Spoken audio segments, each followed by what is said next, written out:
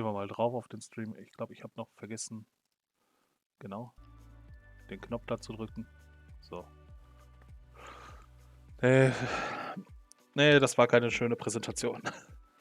Das einzig Interessante wirklich da, oder das einzig Gute daran war wirklich dass sie gesagt haben, hier, wir machen die Guide-Tour Standalone und geben Standalone die und für bauen die aus. genau, und geben die für Schulen frei mit einem Curriculum. Das war die einzig positive Nachricht, die ich da Und für rausgeholt habe. die Leute, die sich für Valhalla interessieren, hey, es gibt Content für Valhalla. Ja. Kostenlosen Content. Das sind die 2 Essenzen, die wir bis jetzt haben. Ich meine, okay, die dritte Essenz, wir haben 60 FPS bei Origins auf Konsolen. Okay, wenn es noch einer spielt. Aber das sind die 3 Sachen, die sie vorgestellt haben. Katze, wieso isst du nicht in der Küche, sondern nimmst dein Essen mit und tust es hier im Wohnzimmer auf dem Teppich? Ja. Ich warte wirklich, kommt jetzt noch was? Ist egal, jetzt ist Xbox gleich dran. Die haben jetzt über eine halbe Stunde lang Origins gespielt. Ja, genau. Damit du den Scheiß entfernen musst. Ich glaube, den Rest können wir dann rauscutten. Ich glaube, wir lassen die ersten 15 Minuten drin und den Rest schneiden wir raus. Ich bin mal kurz weg, ich muss hier den Mist von meiner Katze aufräumen. Ja.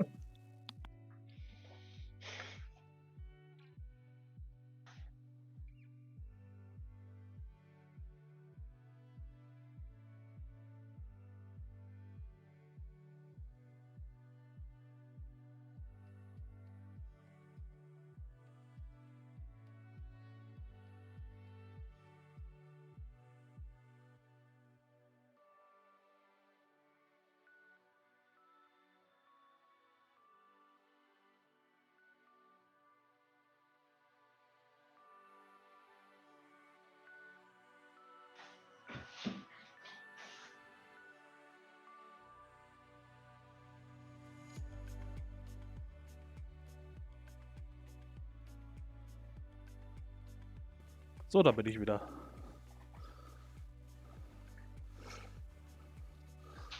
Ich finde es gerade super toll, wie Sie ja gerade sagen, diese Bart-Mission ist super, super toll, super cool. Dann springt er von oben runter und bringt jemanden um mit einem Messer und dann kommt eine Cutscene zu demselben Typen, wie ihn ertränkt. Ja. Ja, Logik. Da war doch das Requiestem in Pace. Ja. Auch immer gut, dieser Schnitt zu dem Spirituellen.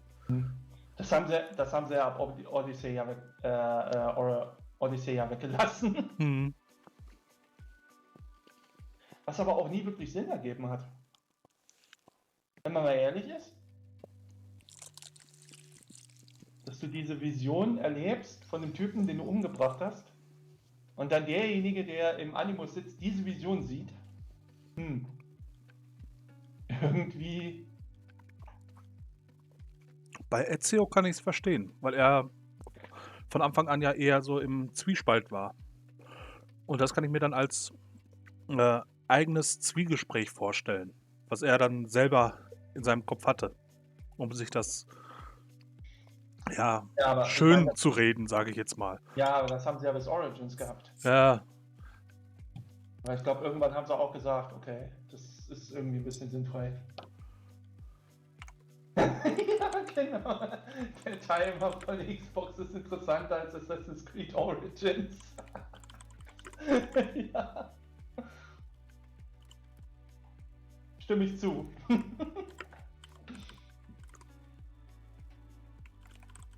Ja, aber okay, ich lasse das mal noch ein bisschen mitlaufen. Mal gucken, vielleicht passiert ja noch was. Aber kommen wir mal zu Xbox. Was erwartest du denn da? Bei Xbox und Bethesda? Grounded kommt gleich. Ja, okay, das steht ja da. Ich erwarte nichts Großartiges, also. Aber man muss schon sagen, die letzte Präsi war schon nicht schlecht. Da haben sie doch schon ein, zwei Sachen gezeigt, an die ich mich gerade nicht erinnern kann. Aber ich kann mich erinnern, dass wir doch gesagt haben, oh, okay. Kam da viel von Bethesda oder wenig? Relativ. Also Starfield war halt der große Titel am Ende. Okay. Und haben sie was zu ihrem aktuellen Game gesagt, was Multiplayer orientiert ist? Zu Fallout 76? Hm? Ja, Irgendein neues DLC angekündigt? ja. Ah, okay. Ja. Ich glaube, Persona war bei der Gaming Show. Gaming Show. Oder? Was hat ein Persona mit Fallout zu tun? Oder hat Ah er nee, Xbox passt, ne? Da ist jetzt Persona mit drin. Im Game Pass von Xbox. Ja, okay, stimmt. Ja, dass sie das jetzt mit aufnehmen. Ja, okay, neuen Content, Fallout 76, ja. Was heißt denn DLC? Naja, Kauf-Content, Nein, DLC heißt Downloadable Content. den du aber extra bezahlen musst. Nicht unbedingt. Der auch teilweise alleinstehend Nein, ist. DLC kommt nicht von, es kostet etwas, sondern einfach nur, weil das Inhalt runtergeladen werden muss. Das ist eigentlich nur DLC. Mhm. Bin da. Nee, wird vergesslich. Ich bin immer vergesslich. Ja. WB-Sif. So zum Abschluss nochmal ein kleiner Deep Dive in die Xbox und Bethesda Ankündigungen. Ja, ich sehe schon Behind the Scenes, Hot Wheels, Coming to Forza, okay, also Ja, das hatten wir Rennspiele. schon. Ja, Forza Horizon 5 DLC. Microsoft Flight Simulator hatten wir auch schon. Ja, vor allen Dingen Behind the Scenes, okay, was bringt mir, was interessiert einen Behind the Scenes? Ja, wie toll sie die Flugzeuge animiert haben. Hm. Also ist jetzt die gesamte Präsentation nur Behind the Scenes oder was? Und das ist ein Deep Dive, ja. Hm.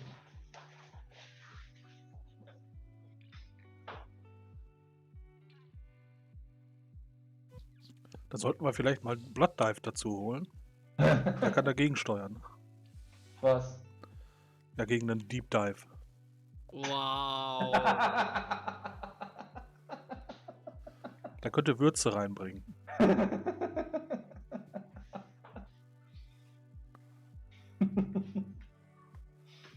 Hi Katze. Dreh dich. Bauchi kraulen.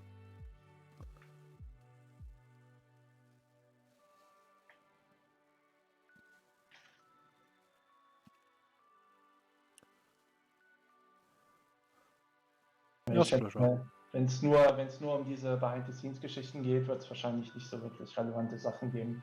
Hi Skadaddy. Außer die schmeißen noch irgendwas rein. Behind the Scenes, Naraka, Blade Point. Und noch ein paar zusätzliche, eventuell ein paar kleine Ankündigungen. Also ich werde so bis Viertel vor da sein, dann muss ich mich verabschieden. Na, ich zisch dann auch mal ab. Jo, bis dann. Mach's Jo. gut. Viel Spaß noch. Danke. Ciao. Ciao.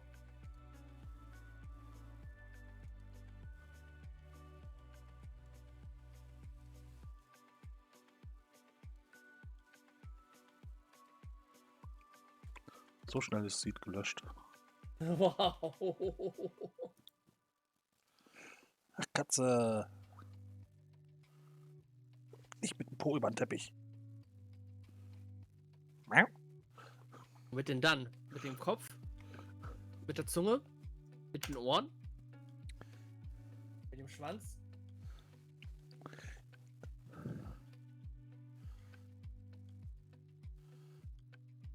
Egal, Hauptsache nicht mit dem Po. Okay.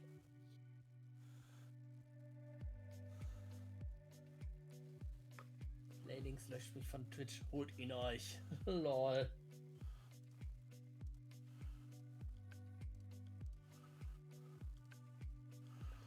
Ja, schreib du erstmal Leylynx richtig. Dann können wir weiterreden.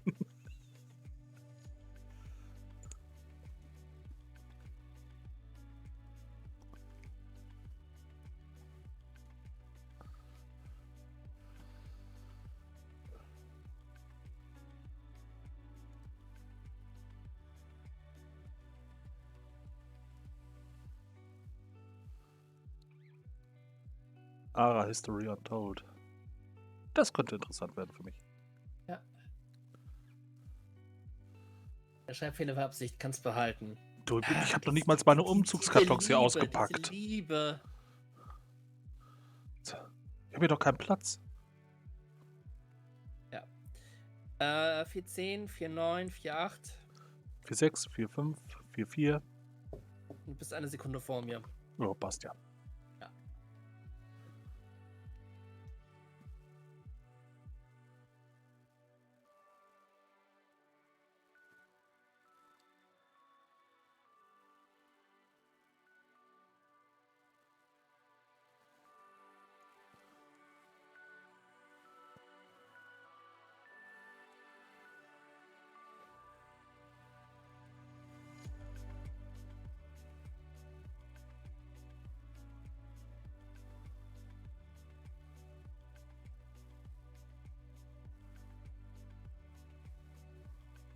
Haben wir eigentlich eine Kanalpunkte-Challenge offen?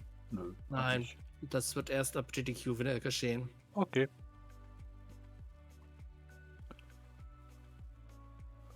Comic Books zu Valhalla.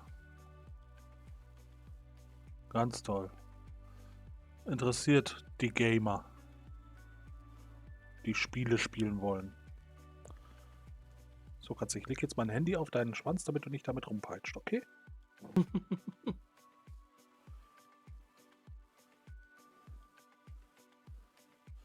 Nicht auf den Tasten drücken.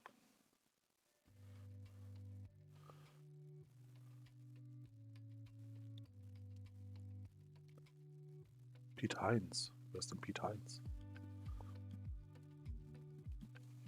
Keine Ahnung.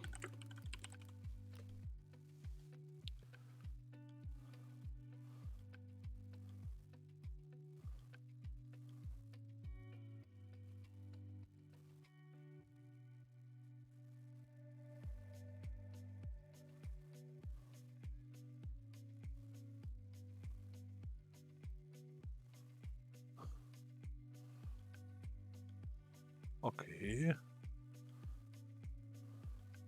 Was ist? Senior Vice President of Global Marketing and Communications von Bethesda Softworks. Gesundheit. Gern geschehen.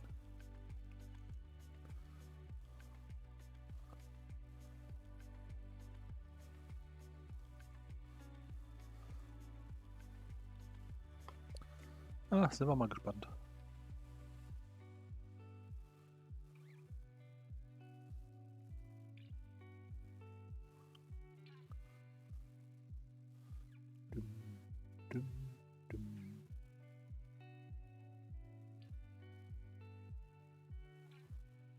Katze kraulen. Ja, die liegt hier vor mir, präsentiert ihren Bauch und der soll gekrault werden. Also Wir sind ja alles letzten Endes nur Erfüllungsgehilfen von Katzen. Ja klar. Die haben keine Herrchen und Frauchen, die haben Bedienstete. Ja.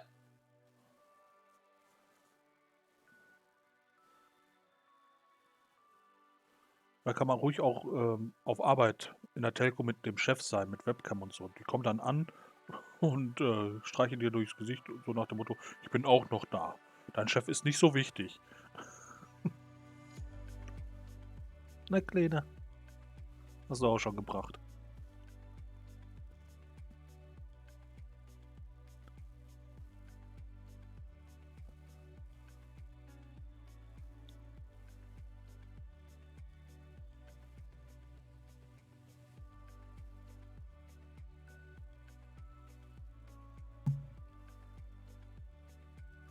Gleich geht's los.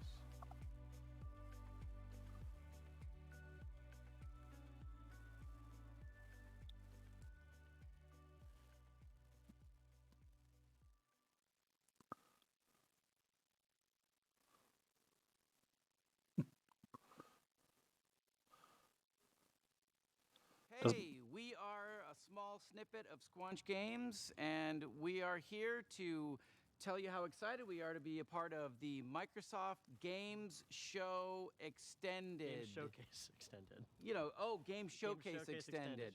What's the need for the extended? Why add that extra word? It's like Like, is there one that's not extended? And that's why? you're getting nods. There is a Gefallen mir. non-extended one. Okay. Gefallen mir. And that one's just called without the extended. So that's just called the X. There's the normal one. I know what this is. Yeah. Well, hey, look, we're happy to be a part of it nonetheless.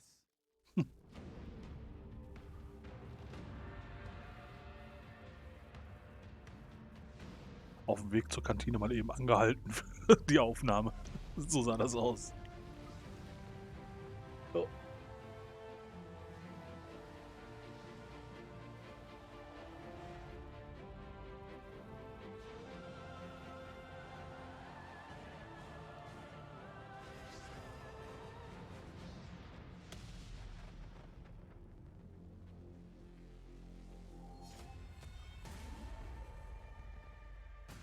Das ist Flight Simulator, das war, keine Ahnung, Forza, Diablo, Valorant, Plague Tale, Minecraft Legends. ja.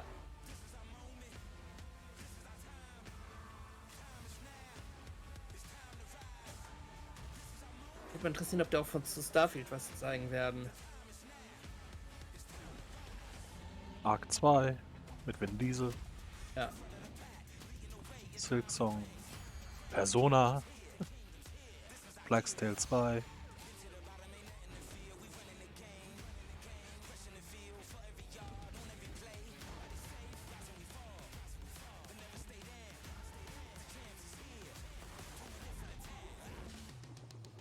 Lol. Hi Rizal. Hi, Rizal. Katze, nicht die Maus bedienen. Solange sie nur die Maus umherbewegt und nicht auch auf irgendwelche Knöpfe drückt, ist ja noch alles in Ordnung. Doch, das schafft sie mit ihrem Schwanz. Sie hebt den Schwanz immer leicht an und dann peitscht sie damit auf die Maus. Und klickt somit irgendwo was an. Ja. Und die dreht sich auch nicht um, die doofe Kuh. Nö. Welcome to Xbox Game Showcase Extended. I'm Aaron, this is Malik, and we have the honor of diving deeper into some of the most exciting and talked about announcements, as well as gameplay from the Xbox and Bethesda Games Showcase just 2 days ago. For the first time ever, the entire showcase was focused on games you can play over the next 12 months. That's right, Aaron. You saw world premiere gameplay from Redfall and Starfield, and today we've got Bethesda's own Pete Hines right here to tell us more. You'll hear from the renowned developers behind the brand new Xbox franchise, Our History Untold. Dive into Naraka Bladepoint with our partners at NetEase Games, and so much more. But first, we begin with a special look at how our fans got to celebrate the Xbox and Bethesda Games Showcase with a message from our very own Phil Spencer.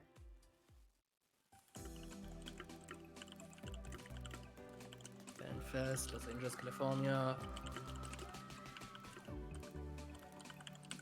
I love coming to events like this. You can just feel the energy, people loving to come together as a community, their love of video games, the Xbox fans. Just a really special time for everybody, myself included. Gaming has this unique ability to bring people together, whether it's saving the world from the aliens or winning a football game. It's so great. I love hearing from people. What did you like in the show? Those conversations with people that are here about areas that they like and areas they wish we would do more, I think that's something that drives us. You saw it in the show today. People said, we want to see more gameplay. And so we said, okay, great. You're going to see a ton of gameplay. Ist es relevant ist oder kann es im VD raus? Wobei ihr gekostet habt, fragt gerade Rizal. Ja, ansonsten hast du nur ein 10-Minuten-Video als React. Ich meine, wir haben den Stream laufen lassen. Kannst du, glaube ich, drin lassen. It's important to us. We not only have all the games coming from our internal studios, but also great independent game developers that we work with around the world. So could not be more excited for what we're doing with Kojima. And he's got this really great idea for a game. And I want to be clear, because I know we say like experience and stuff. He's building a video game, but he has this real unique things that he wants to do in the game. And we said, okay, let's go do something together. And I'm just really proud to be in an industry that can be part of so many people coming together. Ja, also das war echt unter aller Reden wir nicht drüber, was Ubisoft da gemacht hat. Zico, keine Ahnung. Was denn unten? What's down? Hi, Zico.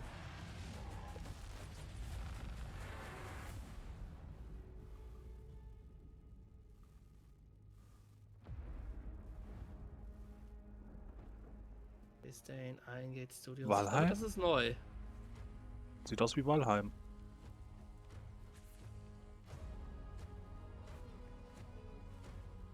Also wenn es Valheim ist, dann haben die das, glaube ich, in der ursprünglichen Präsentation nicht gezeigt. Nee, das haben sie nicht. Das wäre mir aufgefallen. Sieht sehr nach Valheim aus. Ja, DLC. Ja, Valheim. Oh, was die Leute in Valheim alles gebaut haben an Häusern und so. Einfach nur fantastisch.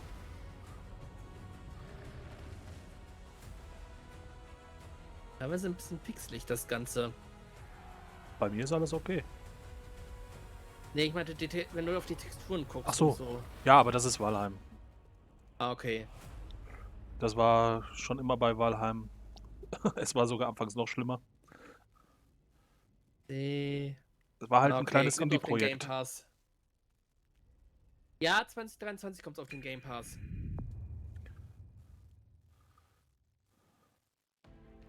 Bethesda opened the showcase with a dramatic gameplay demo for Redfall and closed it with Todd Howard showing us how deep the rabbit hole goes on Starfield.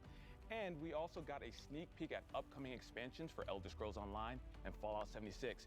Here to break it all down for us is the man, the myth, the legend himself, Pete Hines from Bethesda. Pete, how are you? I'm great. Good to see you. Good to see you as well. So about a month ago, you all announced some delays for both Redfall and Starfield. So I wanted to give you a chance to tell us a little bit about the decision-making process for that. Absolutely. Look, with all the time that goes into a game, it would be foolish to rush it out the door before it's ready. I think we have continued to sort of examine how we think about games and making sure that they are going to meet our players' expectations. Obviously, the last 2 years have really challenged us from a development standpoint. How we work now largely remotely, while a lot of our folks are not back in the office. And, that has an impact. I also think we've been thinking about things like release dates and when do we give those out and how do we make sure we give one out that we actually hit and don't have to change later. So it's not something we undertake lightly, but at the end of the day, I think what our fans expect, what Xbox fans, what Bethesda fans expect is a high quality game, and we want to do everything we can to give our teams the time to fully realize the games they're making. Yeah, Haben sie aus Fallout 76 gelernt oder wie? Nicht mehr zu früh releasen. Speaking of games, we're just going to jump into it. We're going to start with how the showcase started with Sounds good. Redfall. Now, before we even get into the game, Arcane's making the game, and I want you to talk a little bit about the pedigree of Arcane, just in case people don't know. Sure. These folks over there, they're doing their thing. Okay, Arcane Redfall Studios is known for really amazing, immersive sims. They do any number of things. If you play games of theirs, Dishonored 2, Prey, there's a lot of common threads you'll find in them. They create really amazing, believable worlds. I think that's a big part of their game is when you're in Dunwall or you're up on a space station in Prey, that it feels believable. There's a reason why things are the way they are. They're also a big believers in systems-based as opposed to scripted. So they really embrace player freedom and sort of giving players the tools to decide, you figure out how you want to complete this mission or get through this area. We're not going to tell you how. We're just going to give you tools and then give you the freedom to go and do. But, there's great characters and interesting story. They bring a lot of different elements and then really let the player create the experience they want. And that's what it's all about. Gamers have taken many games and made it their own. And I think the fact that Arcane is making the game with that in mind is super important. Now, how similar or dissimilar would you say this game, Redfall, is from the other Arcane? I mean, look, on the surface, it's a first-person shooter that you can play solo or with, up to 4 players. And so immediately you might say, well, it's not a single-player game, so it must be wildly different. And don't get me wrong, there's absolutely ways in which it is different. But I think when folks play the game, and even when they see more of the game, I think they'll start to see all of those things about an Arcane game that they that they love and appreciate, why it's won multiple Action Game of the Year awards for Dishonored 2, is their ability to bring all of those things together, really high level of polish and aber let folks große Namen experience gerade it. And so genannt. I think all of those things we talked about. If you Welche want denn? to Ich habe play a jetzt eben game nicht by zugehört. yourself, Dishonored and get a 1 und great Dishonored arcane 2. story, you can absolutely do that in Redfall. But you can also do things that you haven't Oh, been sind able to gute do in an Spiele. arcane game, like Er vergleicht experience it gerade with Redfall friends mit and den find beiden. out sort of how the whole can become greater than the sum of the parts Ja, by playing it aber off of each unterschiedliche character's Genres, abilities. You saw some of that in the wesentlich demo. kleinerer Scope. I think the more that people appreciate that, you almost are going to want to try and play Redfall a couple of different ways. You might want to play it by yourself a little bit, play it with others, and it's a game that allows Ich you meine, to was do ich either or both von of those Redfall things. jetzt gesehen I'm glad habe, you talked about playing with friends because I'm taking ja, applications for Unterschiede friends zwischen Tag und to help Nacht. me get through Redfall. Ja, Redfall ist halt, Can I ich put my name on glaube, that list? Left 4 Dead. I'm too little. Mäßig. Left 4 Dead ähnlich Keep me on und that list. All right, we Dishonored need to go hat explore Redfall together. I'm excited. war I halt can't wait for so that. And so let's talk a little sneaky. bit more about the game. Prey Now, hat ja auch gemacht. between the trailer that we saw last year at the reveal as well as this one that we just saw, I feel like Redfall reminded players of other co-op shooters like Left 4 Dead, for example. What makes Redfall unique? Prey war auch großartig. Again, it's one of those things like if you watch just like Ja, aber combat Arcane footage, ist you ja might look ein, at Left 4 Dead or Back 4 Blood or any of these things and go, oh, I see gehört ja zu multiple Bethesda. characters facing a bunch of enemies and like so it's the same game. But I think that would be doing a disservice, that it's all of the things that take place in between the combat as well as the combat itself, sort of combining different skills and abilities in the way that you do. Fuchsmaske auf deinem Layla Arm? dropping down an elevator, using her powers that Jacob can use to get up top on a roof and provide cover. You have different characters who play roles really well, how you choose to use Brebone, the robot, all of those things come into Also als Tattoo, wenn ihr euch wundert, worüber Sif gerade spricht. You can only use, like, no, here's just some stuff that you can go off into this amazing sort of dynamic, ever-changing world and sort of experience and explore for yourself. Ich meine, Arcane, wir waren auch für die Story bekannt. Kaiserskars, vielen Dank für den Resub. Nice. That really bring that sort of extra special element that makes their game so compelling. Yeah, compelling and fresh. So I'm excited for Redfall, and you said it here for everyone to see that we're. Ich glaube, Redfall muss man schauen, wie es dann letztendlich live wird, wie die Community darauf reagiert und ja, wie es sich spielen lässt auf längere Sicht. My least favorite saying is there's never been a better time to play a game. Like, we all say that. Yes, games always get better. We know that. The thing that we love about where Elder Scrolls Online is going is their ability to continually refresh the experience for players, provide new experiences, like going to High Isle, a place they've never been in an Elder Scrolls game. It does a lot of things like story and intrigue. There's a lot of politics in High Isle, different factions and the conflict that's going on there. And again, a way that you can jump in and play by yourself and experience it by yourself, even though it's an MMO. But the real special sauce of Elder Scrolls Online is our amazing community. They're so welcoming. They're so helpful. If you need a little bit of help, if you need a lot of help, they're there for you to help explain, to make sure you have a fun experience. And honestly, like, that is such a huge part for an online game of creating an environment where anybody, no matter whether you just started playing or you've been playing for 8 years, can have a good experience no matter how you decide to engage. I love that you mentioned that. Community is as you mentioned, is such a huge part of any online game. And so for players who may not have played Elder Scrolls, who are, like you said, looking to jump in, to know that they have that community backing them, that's going to help them, guide them in their journey, is super exciting. So, but I want to talk about Fallout a little bit. Aber Deathloop kam doch generell gut an.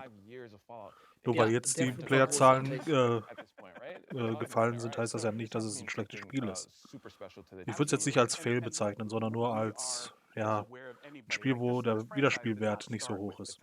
It's one that we took on along the way, and our intent is not just to pay homage to like Bethesda Fallout. Like, no, we mean all Fallout, because what this series has done, what it meant to us as players when we went and played those games, played the original Fallout 2, and then what the franchise has become, and sort of growing and finding an even a new audience with Fallout 3, Fallout 4, Fallout New Vegas, Fallout 76 is something we really want to celebrate. And honestly, what's going on in Fallout 76 with the pit and your ability to continue to push the boundaries in an online game of story and meaningful player choice, and as you're going along making decisions that kind of matter and have a real impact, I think is important in the evolution of Fallout 76 and just honestly how far that game has come. Ich glaube, ich gebe from mal its Fallout launch. Like, 76 we're wieder eine keenly Chance. aware of how that launch went, but we are also Ich keenly glaube, das hat aware sich auch of enorm the gebessert incredible seit amount of Launch. effort and dedication from all of our teams Ich habe es across mal letztes Jahr Bethesda to nochmal say, gespielt like, und dann we habe believe ich in this gesehen, thing and meine we want to give the fans more of what they want Kiste, and the wo kind ich of die Sachen experiences that they want. And sichern kann, quasi Fallout meine Bank, 76 is die now war is truly überfüllt remarkable when von you den go back Sachen, and die look ich at sort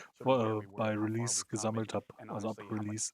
cool stuff is in store. Muss In ich the mich erstmal pit. It's gonna be super fun. durchwuseln. Excited to jump in, and again, that's one of those things that I'm sure you guys attribute to the community, giving that feedback. You know, that 76 community, again, not just in the game, but what they do for each other, to support other folks in the community, what they have done to raise funds for worthwhile causes. Like, it's not just an amazing group of gamers, it's an amazing group of human beings, and honestly, one that we're honored to interact with and be a part of every day. I love that, Pete. Before you make me cry, we're going to move on to Starfield, all right? Okay. All right, so let's talk about it. Starfield ended the show. I got to say, watching the trailer, breathtaking. It's one of those things from the different locations and just seeing the difference between that moon versus the populated city, just amazing. The dog fighting, just everything was so awesome. The team really outdid themselves. It's one of those things about a Bethesda Studios game that I always love, and it's been the case, honestly, since, you know, I worked on Morrowind and Oblivion and all those games that, you know, we talked about. And for every single one, you cannot pin people down to, oh, it's about this, because it's not. Like, ultimately what those games are massive sandboxes where they give players just ridiculous amounts of freedom to say, you go figure out what kind of game you want to play and what kind of experience you want to have, because that's what this game is about. It's not us prescribing. Bin ja mal gespannt, wie sie das mit den 1000 Welten umsetzen werden. Ja, da gibt es schon einige böse Memes zu. Ja, kann ich mir vorstellen. So nach dem Motto, wir sagen euch, ihr könnt auf 1000 Welten, aber wir sagen nicht, dass ihr dass ihr es genießen werdet, dahin zu gehen. Letzten Endes, wir werden es sehen. Ja. Also ich denke, da wird noch in den nächsten Jahren, in den nächsten Monaten Stoff kommen. noch einiges an Inhalt und Material kommen. Todd said that this is what an epic RPG is. Verschreiß dich, Risa. Define an epic RPG as? I think, again, it's sort of leaning into, Bergkaisersgasse. Ich denke auch eher so wie bei Mass Effect, dass du da höchstens Sachen abbauen kannst, aber da nicht wirklich irgendwas passiert. Großartig. Vielleicht noch die ein oder andere Nebenquest. Das war ja Mass Effect 1 so. Wo du halt auf Welten gelandet bist, die erkundet hast und dann, ah ja, da ist noch eine Nebenquest, da ist noch eine Nebenquest und so. Ja, aber bei 2 war das, glaube ich, da hast du einfach nur noch Sonnen auf einige geworfen, um Ressourcen abzubauen. Bestimmte Welten, wo du dann Sidequests hattest. Ja.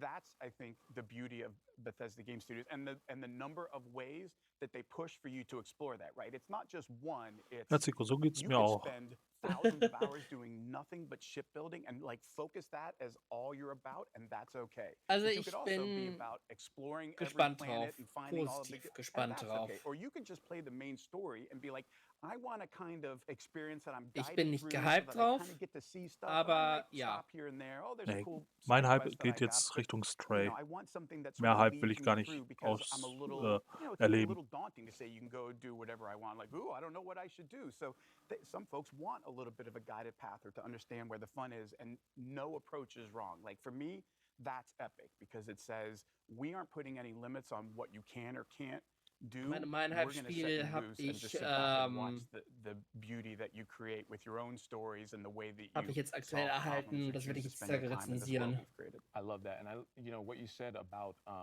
you know, those moments that maybe Und you ansonsten experience mal that I gucken, don't, schauen, like, those tun. are some of the best moments if I think back to playing RPGs when I'm discussing with my friends. Oh, did you see that? No, I didn't see that. Where did you see it? And having them go out and find it. So I think that's going to be one of those things. We talk about that a lot, that sort of water cooler moment. Of, Exactly. like, you come in the next day and you talk to everybody about what you did, and you were like, wait, I did that quest, but I did this completely different thing. And you sort of start to appreciate all of the choices that you could have made, you didn't even realize were an option. Like, oh, I didn't even think about doing that. Like, oh yeah, I just ran in and stole his ship and shot all of his crew members and took off. Like, you can do that. Like, go ahead. You can do anything like that. I think that is a special part of a Bethesda Game Studios game. And when we say epic RPG, we mean all of the stories, all of them. All right, you just gave me some ideas for stealing people's ships. So I appreciate that. That's going to be top on the list to do in Starfield. Now, we saw quite a bit of combat and action in the game. That seems to also be, in addition to exploring and everything, that seems to be another huge focus. Absolutely. I mean, you know, look. Ich habe Spaß bei meiner Sammlung nach. Wie oft habe ich Skyrim? Insgesamt 3-mal. Unless you decide it's not. Like if Viermal you're sogar. one of those folks that says, Für die actually, I'm gonna do the 360, alchemy thing, and I just go off and für pick die One, flowers and make potions and like und zwar für live Steam, another also life in another einmal world this normal, way, aber then die Special combat isn't Edition. part of it. But look, we know in an epic RPG, there's always bad people. They, you know, Muss ich mal shooting gucken. at you. Sometimes you got to return fire, and there's a lot of fun to be had there. And so, you know, Mindestens providing zweimal all habe the ich es auch different auf Steam. skills that sort of determine how good you are in Mindestens. combat, combined with all the different weapons in the game, and then you layer in ship combat and all of these other things, it starts to sort of paint a picture Ja, just how Special Edition und normal. broad or how deep the rabbit hole goes. It's going to be so impressive. And you touched on it a little bit, and I want to talk about it because this was when I'm watching the video, the demo, what I saw, and it really caught my eye is around the ship. It's not just getting in the ship and that's your ship. There's so much behind it. Can you talk about it a little bit? Yeah, like every ship is customizable to the nth degree, and not just like cosmetically.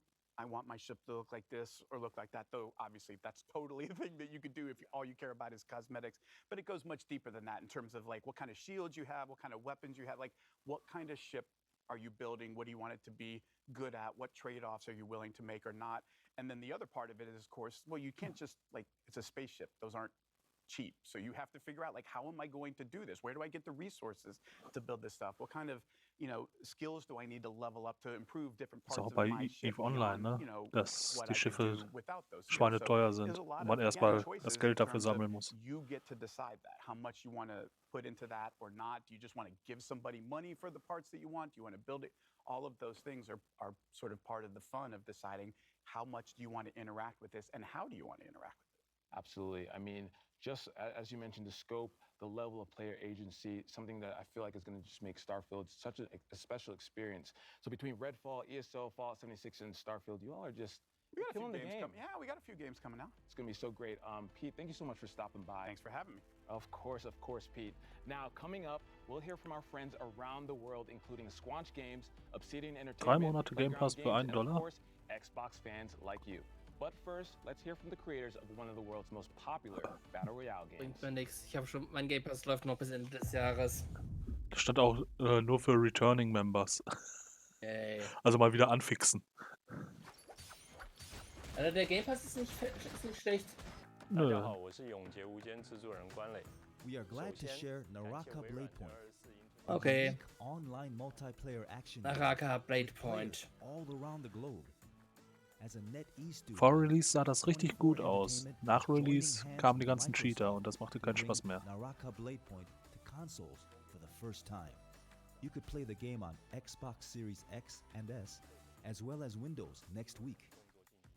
We're also joining Xbox Game Pass, a platform with a huge player base and a vast, bright future. Naraka has been so well received on the Nicht PC Baraka. platform. I am so grateful to the players for their love and support. As a competitive survival game incorporating a lot of action elements, Naraka features a range of characters with unique personalities. Each hero draws from Baraka no different waypoint. civilizations and culture. Hätte Ende, dass es Battles NetEase allow for a las. great degree of strategic play. You've got a wealth of melee and ranged weapons to choose from, and a vast map filled with interactive elements to Battles explore. follow a strategic Perhaps you'll Dingensbummens. engage your foes in Da mir samurai eben so ein combat, bisschen wie, ich drück katanas auf at the irgendwelche ready, Tasten, or dann maybe gibt's you'll spektakuläre use Moves Persian aus. assassin techniques and strike Ja, du from kannst far. zwischen Kämpfern wählen aus mit verschiedenen asiatischen Kampfstilen und Waffen und hast halt dieses schnelle Movement dabei. Es ist schon nicht schlecht, wenn man auf Kung Fu steht, sage ich mal. Und halt als Battle Royale noch ja, gemünzt. Aber wie gesagt, die Cheater, die haben es dann kaputt gemacht. Wo du einfach dann keine Schnitte mehr hast und nee. Transform your katana strikes and make your cannon a weapon of mass destruction. Ich bin ja auch so ein JRPG-Spieler, Blade and Soul und so. Hat einfach Spaß gemacht, diese ganzen schnellen und spektakulären Moves zu haben. Aber das Spiel hat dann nicht so lange Spaß gemacht. You'll never need to worry about running into a doppelganger on the battlefield, because you're able to edit your hero's features to your heart's content. You can even recreate your favorite LOL. Das erinnert mich an NBA. We're introducing a brand new weapon. Einfach mal Twin Blades. Gesicht von Phil Spencer und dann daraus Avatar gemacht, lol. Welche NBA-Version war das noch, wo du dein Bild einscannen konntest und dann wurde das auf einem Player gemoddet oder projiziert? Das sah dann so schrecklich aus. Wahrscheinlich eine NBA-Version, wo das noch nicht hinter Microtransactions verborgen war. Jedenfalls da ist das so dermaßen schief gegangen.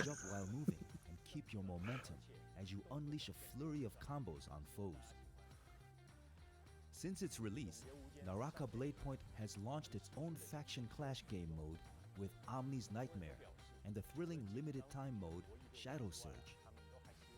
There have been many casual modes to play as well, but our community has eagerly asked for a campaign mode. We're always listening to our player base, and we're happy to announce that the wait is over. Campaign Mode. Players will see the first chapter of our campaign mode. Gibt's noch einen Kampagnenmodus? To take on new enemy types and massive bosses. To take on new and massive bosses. Ja, Multiplayer ohne. Danke, nein, Interesse ist erloschen. Ja, aber das ist jetzt eine Entwicklung, die ich nicht hab kommen sehen. Da macht es dann schon für andere, die Freunde haben, schon interessanter. Naraka is launching on Xbox Series X and S and Windows Store on June 23rd, and it's included with Game Pass at launch day. Now's your chance to dive into the world of Naraka Bladepoint. 快来体验我生无拘吧。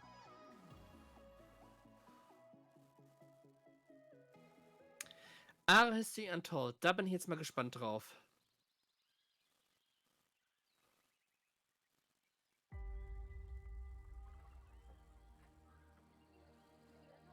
History is filled with moments of greatness. Some well known, some lost to time.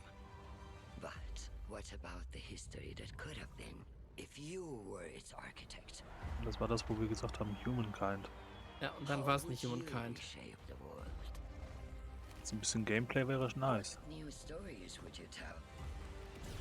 bisschen da, ich kann meinen Guide nicht weitermachen, weil Multiplayer-Guide. Ja, ich denke, wir werden jetzt Gameplay kriegen.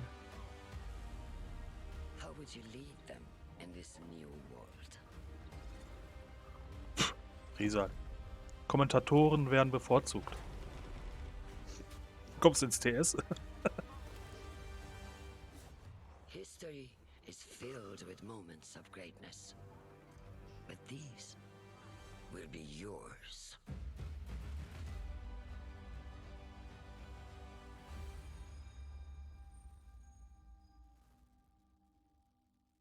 It's a Game Pass auf Steam.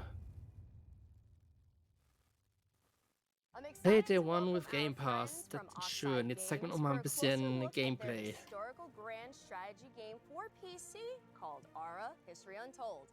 Dan, Michelle, thank you two for joining us today. Thank you for having us. And on behalf of the entire studio, we are really excited to be here and finally be able to talk about Ara. I mean, we all are excited too. You just had the world premiere 2 days ago for Ara. And I have to say, I'm a really, really big history fan. I love me some history, so I've been looking forward to talking to you two about this. Now, we all know this is not your first strategy game, but the vision behind Ara is so ambitious. So tell us more about it. And also for those who are new to Oxide Games, we would love to hear more about the studio as well. So Oxide Games was founded 9.5 years ago in my basement, actually, from the development leads of Civilization V. And our goal is to push strategy games to the next level. And what's really great about working on a new IP is that you don't have kind of these previous expectations that a sequel would have. And so the sky really was the limit, and we got to really take the genre to a new space.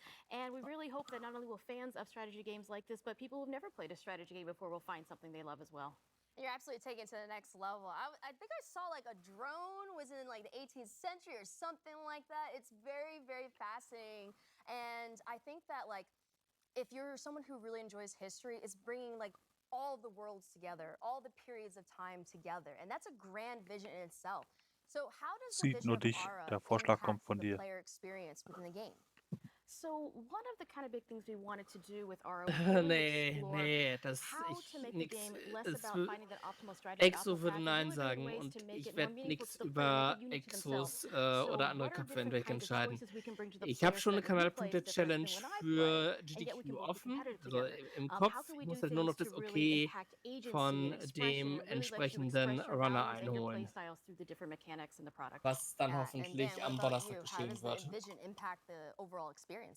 So one of the big things that we've been working on is what we call the living world. We wanted the expression of the game to manifest itself in a way that felt authentic and cool. So we've spent a lot of effort on Oxide making sure that the choices Games. that you make are expressed in a visual way. And so Ashes you're going of to see Singularity your haben die citizens entwickelt. doing things that Sagt mir reflect the nix. choices that you've made. Aber And was this is die da actually jetzt really gerade zeigen, challenging. So one of the goals when we macht found Lust our auf site mehr. was to not have to tell the War designers, ich für einen you kurzen can't do that. Moment And so the game is obviously Kanal huge. von It's just Publikum, der massive. nackt And so na, there's a very na, large du Risa. technological constraint from doing Risa, something like that. But we have glaubst du, ich a bin proprietary angezogen? engine that allows us to really bring this Wir sind über alternate 26 Earth Grad to in der life. Bude.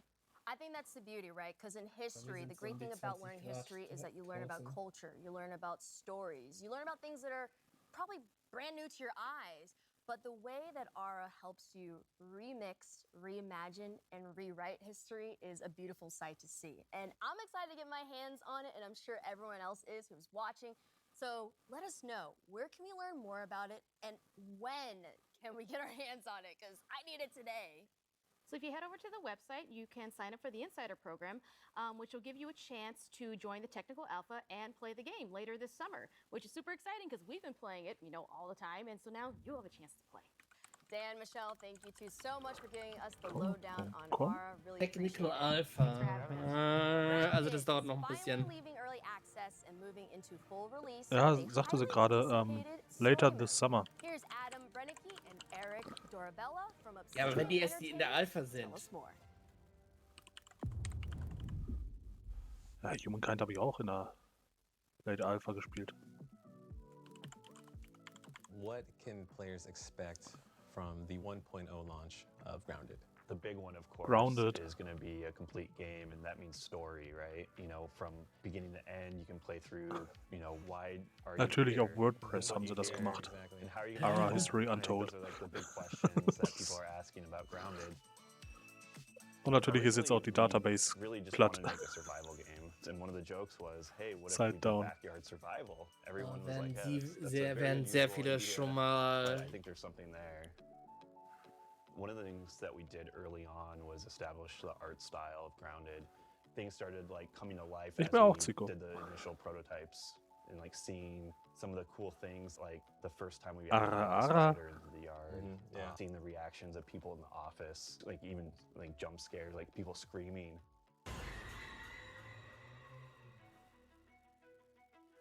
The team is very small. It's the smallest team I've ever worked on at Obsidian. I wanted everyone to be able to participate on the design side of things. So I said everyone is a designer on the team. Viel Spaß, that Reza. extends into Bis our dann. community and how we're building the game in game preview and early access. That's probably one of the successes of the game is how close we work with the community and take all their feedback and suggestions. I think it's super rad. For a game developer too, that is a huge thing, just to get people's feedback constantly of what they're Stimmt, liking, Obsidian. what they're not liking. And Star all Wars those Knights of adjustments the just Old make Republic a 2 much better und game Neverwinter at the end of Nights the day. 2 haben sie gemacht. Fallout New Vegas, Dungeon Siege 3, We're at that point now. that Pillars the of yard's being Eternity. finished, and now we can play through the story. There's a lot The of Outer surprises. Worlds. There's a lot of things that I think players aren't. Die gonna wissen, expect. wie man And Spiele macht. I think I know what you're talking about. And I cannot wait to see players' reactions. I know a lot of players are just waiting for the story to be finished to finally jump into the game. People who played the game previously are also like holding out for more content. I think it's just going to pull a lot of people back in and gain a lot of new players. So Adam, we have the Broodmother from last year. It was like our first big boss. And then we came out with a bunch of mini bosses like Termite King and the Assistant Manager. But in this trailer, we're showing players the Mantis. What can they expect from this? So we're super excited to finally show off the Mantis. I know that's been a big ask from players that they want to see a praying Mantis in the game. They've been asking for this for a long Also bis auf Fallout New Vegas 2 stehen da schon die beiden anderen auf Wikipedia. But there's more to come, right? Like potentially many boss fights that we have planned for the full release of Grounded. There's a lot more secrets and other things to uncover. When we reached 5 million players, that was already super crazy. And then we hit the next milestone of 10 million players still being Xbox. Doubling it, right? Yeah, in Xbox Game Preview Early Access. That just goes to show that we have a fantastic game. Everyone's just so surprised at like how much Grounded has grown. I just hope that players and the community understand how important they are and impactful on this game with us. Yeah, we're so thankful for everyone's support. How do I spell and we're finally almost at the finish line, right? Yeah. And I think, Also wahrscheinlich nicht innerhalb der nächsten 12 Monaten, weil die wurden jetzt nicht vorgestellt. And all of the fan support. I agree. Best community ever. Yeah. Und wir werden es sehen. Warten wir ab, Kaiser.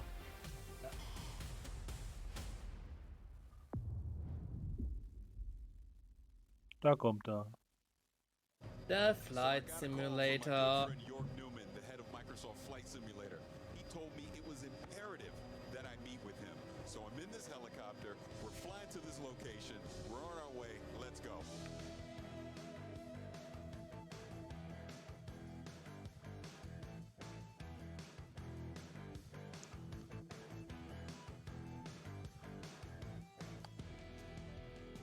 Jorg! Hey, Paris, good to see you. Good to see you. Thanks for coming to DC, man. No, thank you. What am I doing here? Later. Let's get in. We don't have much time. Oh, okay.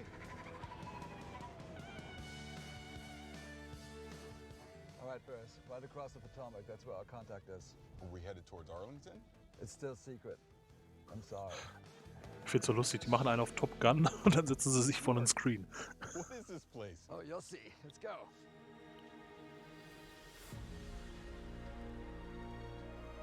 Microsoft Crash Simulator.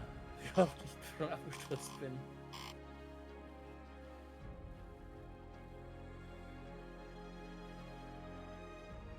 Wow. Look Wow. at this place. Nick, how's it going? Hello. Paris, I would like to introduce Nick Partridge from the Smithsonian Nice to meet National Air and Space Museum. Thank you for having me.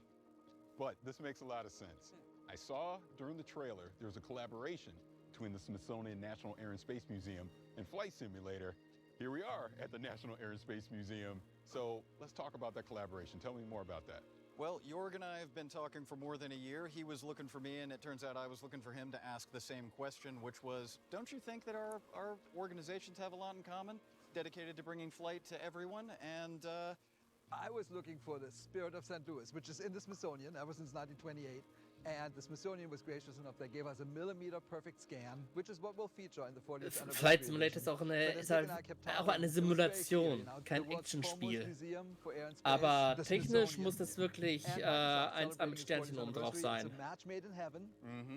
Ja, und so wie sie gerade sagen, haben sie gerade Spirit of St. Louis abgescannt, Millimeter für Millimeter, und die wird umgesetzt in Flight Simulator. Das ist natürlich dann schon richtig klasse, wenn du die alten historischen Flugzeuge 1:1 in dem Simulator drin hast.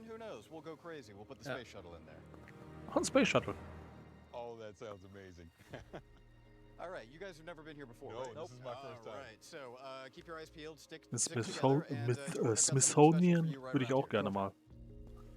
Könnte ich den ganzen Tag drin verbringen. This is my favorite plane, the Junkers U-52 Das ist für mich ein bisschen zu weit entfernt. And that is an awesome Und plane. ich habe nicht unbedingt das Bedürfnis, nach Amerika zu reisen. Are you going to put all of them in Flight Sim? Mir geht's nur um das Museum. Ich weiß nichts, für mich sieht das schön aus. Hier von Microsoft Space Simulator. And we hope to get a few more. As Nick and I were talking, there's a lot of things we could do. Yeah, we started with the most iconic ones, and who knows? There's no lack of opportunity. You know, I keep saying amazing because this place is amazing, and just like Flight Sim, it just keeps going. So, what else is happening? It does seem like we're going supersonic, like the Concorde here. We've been doing a major update ever since we launched, every month since August 2020. And just today, we're actually launching World Update 10. And guess what? Tell me. It's the United States. And it's huge. We have a dozen cities, a new height field, brand new aerials, new missions, new airports, new everything. And as always, it's free. And check out this beauty. This is the Beechcraft Model 18. They call it the Twin Beach. It's a famous plane, and that's also launching today. And it's a great coincidence. It's actually a huge coincidence. Jorg's been working on that Beechcraft since before we met, but it's a great example of how much we already had. Das sieht wirklich beeindruckend aus. Auch die Hintergründe, also die Landschaft und so. Ja. Great things coming up. So today is World Update 10. We have 2 more World Updates, one in August and one in October. Muss mal gucken, was darf. Das muss eigentlich auf dem Game Pass sein. Eine Frage. Das, vielleicht lade ich auf meine Series X runter und werde das dann mal anspielen. Ich glaube, ich hol's mir im Winter, dann brauche ich nicht zu heizen. Dann macht das mal im PC. Celebration of the franchise. So this celebration is not only of the franchise, but the past as well. And we're also adding brand new things on top of it, like that the community really wanted. For example, helicopters. Mysoba wrote a brand new fluid dynamic system to make all that work. And then we're adding gliders, which is a completely different way to experience the planet. It's just you and the wind. And then the last one is Gibt's einen Speedrun von? Schauen wir mal, gucken wir mal schauen. Yeah. By a brand new partner called Builds, a great development team. In fact, of the 10 planes. Naja, Kaiser, wenn du nicht gerade Nachtspeicheröfen hast, dann ist PC günstiger im Strom. All Tutorial Levels gibt es. 1 Stunde, 14 Minuten, 42 Sekunden und 3 Millisekunden. Geben noch All Tutorial Levels in der Simulation Rate, aber da ist nichts drinnen. Flight Simulator X, was macht denn der? Und der Flight Simulator von 2020 hat nur All Landing Challenges. Und das ist bei 1 Stunde 37 Minuten und 45 Sekunden vor 2 Wochen aufgestellt. Gebe noch eine 100% Kategorie, die ist aber leer. Gebe noch 100% Any% Kategorie, die ist auch leer. Und nochmal eine separate 100% Kategorie.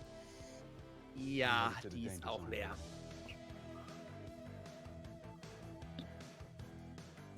Top Gun Maverick Expansion. Natürlich.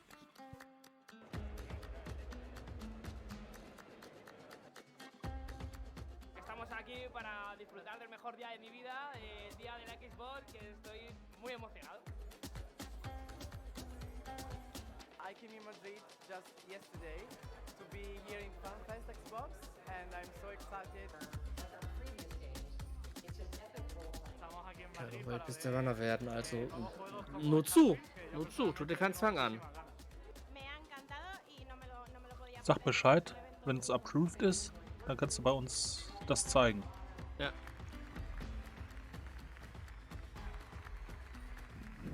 Why gaming? Just a passion. Es una experiencia única. Me ofrecen algo que no encuentro en otro lado.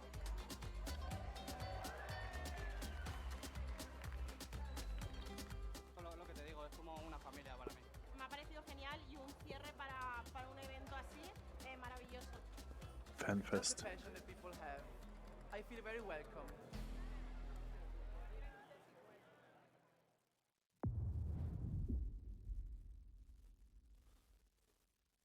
Hey, we're just a snippet of Squanch Games, and we're here to talk about High on Life, our Ach, da sind wieder diese netten Typen von Beginn. comedy, Metroidvania, first-person shooter that is nothing at all, a little bit like Microsoft Excel. All right, you're a bounty hunter now. You gotta help me rescue my friends. Ach, die lustigen Waffen. Ja. Wo du mit Fäkalien und Kindern rumschießt. That's our game, High on Life, pretty insane. There's a lot to talk about. Let's dive in. So Justin, you're typically Also known for an working in animation. Mini-Bill-Games. What brings you into the Wie world of geht's games? denken? Keine Why Ahnung. are you in the world of games? Yeah. I'm obsessed with games. Ich weiß nicht, was in Have deinem been Kopf my whole vor life. sich geht. Always had ideas, always had, things I would love to make, but just never thought I could ever step into that arena because I lack all the skills needed. You don't know how other games work. than like creative direction, creative ideas. Eine like, Shitgun. other than that, I lack all the skills. Eine richtige to Scheißwaffe. execute. But that's why, The DRA that's part gun, of ne? why you want to start Squanch, right? Is like to be able to have an idea like that and let it grow to something amazing. And to be able to not be creatively free. I wanted to make games that I wanted to play. And that was sort of the spark that just lit the fire of Squanch Games. And then we shipped Trover and we shipped Accounting Plus. And now we're on this absolutely Also ja, wer von den dreien ist High gewesen bei High on Life? legit swing at like a proper, like we're indie, but like this is like Jeder? our AAA, like, or is it triple I? Ich glaube, die sind for immer noch indie? We're triple I. Yeah. This is a auf triple I irgendetwas. game. So the story of our game mostly follows like Earth being invaded by this evil criminal cartel of aliens who come in and kidnap humans and start selling them on the black market like they're drugs. And you're the one human who has to team up with a talking gun and stop them. And when you select a cartel leader that you're gonna go after, like it opens the portal door to that world that they're in. Eric, can you tell us a little bit about the worlds of the game, the art style of the game, the visuals? Yeah. So we spent a lot of time kind of constructing and creating these awesome alien worlds. Myself and Mikey Spano, who is our art director, him and I worked like a ton on the sort of art direction of the game. He really kind of landed in this space, which was kind of Blade Runner meets the Muppets. So we're trying to capture that feeling Das with all trifft the es gut. characters, especially our aliens. And then each world is its own kind of unique flavor, right? I think some of the ideas came from very kind of core thoughts. Like we want to have an awesome alien, like drug dense spa on an asteroid. And yeah, what makes me really excited is the sort of really clear and like it's almost deceivingly simple narrative, right? Save the Earth, humans or drugs, talking guns. Ta-da. So Alec, who are the guns? What's their deal? The guns are these talking alien Gatlians. They're all shaped somewhat like a gun you'd find on Earth, but they've evolved to be just gun-like in their own way. And so this race of Gatlians each has their own unique personality, their unique set of abilities, and you're gonna be rescuing them from this evil alien cartel, and together, you gotta stop the bad guys. And get more Gatlians. Yeah, collect more Gatlians. Yeah, a lot of players are gonna have very different experiences depending on what gun they favor. Yeah, you kind of Sprechen die Waffen auch untereinander? Hear their dialogue. Keine Ahnung. Be part of different dialogue scenes and stuff. Yeah. Da wird doch jeder verrückt werden. And sometimes you can unlock the guns in a different order than another player has. So That's when you right. go back through a level, you'll see things that you would have been able to access if you'd done it in the other order. That's and you can come back. That's a Yeah. huge one. All right, so we've talked about this crazy good game that sounds amazing. Why should people be excited to play it? As a studio, we are attempting to bring A-level adult comedy into video games. Something I love about Squanch is we would put a lot of effort into things that a lot of other studios wouldn't even bother with, like a single small joke that 5 players might find. Well, okay. Now I can. I love that stuff. I love like edge casing and like It's what makes you remember a game. yeah, like if a player's trying to break the game in a certain way and then you have an answer for that for them, that is like such a memorable and amazing moment.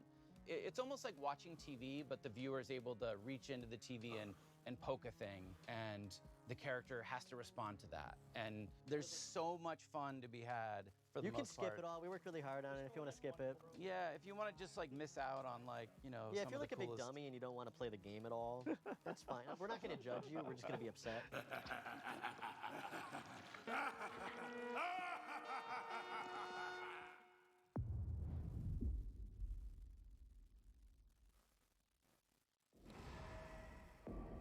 Die hauen sich gegenseitig. Oh, sieht gut aus, klingt gut.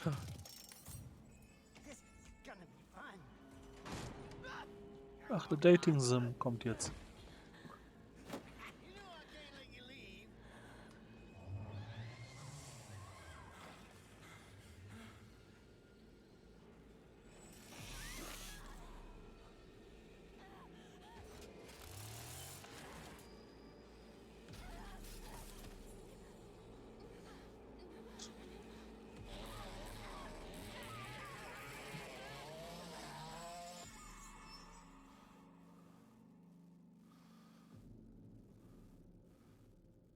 Irgendwie bringen die jetzt von sehr vielen Horrorfilmen so Dead by Daylight-Versionen raus, ne? Ja.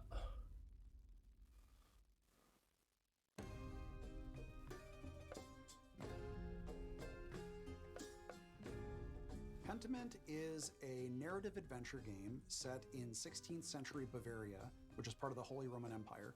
You play a character named Andreas Mahler, who is an artist working at a Benedictine abbey. He gets involved in a series of murders and scandals and tries to unravel them over a period of about 25 years. The name Pentiment, it is specifically referring to paintings in which there's an older painting underneath the painting that you see on the top. And if you scrape away the top layer, you see what was left Aber behind. ich muss jetzt leider los. Ich wünsche euch noch einen schönen Abend und Leylynx wird das schon durchstimmen, denke ich mal. Mach's gut. Jo, bis dann. Ciao. Ciao. When I saw narrative-driven games with really distinctive art styles, I was inspired to make a historical game that focused on the unique art style of the early modern period that was really driven by the relationships between characters and the stories that played out over time. So, habe ich Zip jetzt auch rausgelöscht. Integral to defining the art style of Pentiment, especially blending the late medieval illuminated manuscripts with the early modern woodcuts. Yeah, so there's a lot of major points to solve and kind of marry between wanting this to be a true to the history, true to the feel of the source material that we were referencing as far as the narrative, but also thinking about the types of games that were like what we imagined we wanted as far as a gameplay experience. Ich weiß nicht, was ich davon halten soll. From the beginning, I knew that I wanted to portray a community that changed over time, which meant that characters are changing over time. That's really the focus of everything. Nee, ein Vogel reicht uns. But really it's the characters where you see all the crazy stuff happen. Ja, Katze, du hast dich in der Sonne aufgewärmt, ne? Und kommst jetzt mit deinem warmen Fell zu mir. Mir ist nicht schon warm genug, ne?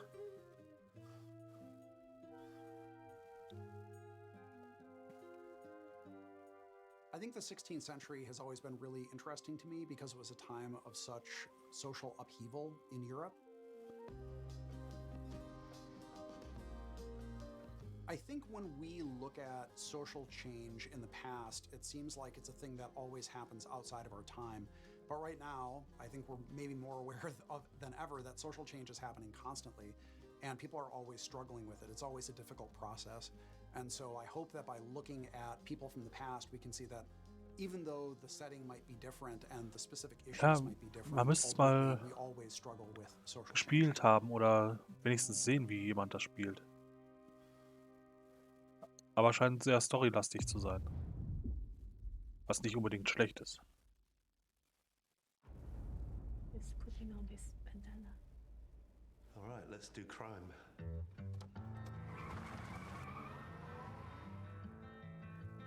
It's such a bad idea.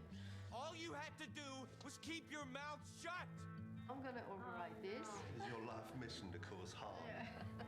This is my favorite shot of the whole game. This one. With As Dusk Falls, what we're trying to do is to make a brilliant interactive experience for anyone who loves brilliant storytelling. So people who enjoy films, people who enjoy TV series. It's also a social experience and about sharing these stories with the people you love. I think we should stick to the plan. Yeah, stick to the plan. I took my inspiration from TV shows, prestige shows like, Breaking Bad, Fargo. I really love Dog Day Afternoon.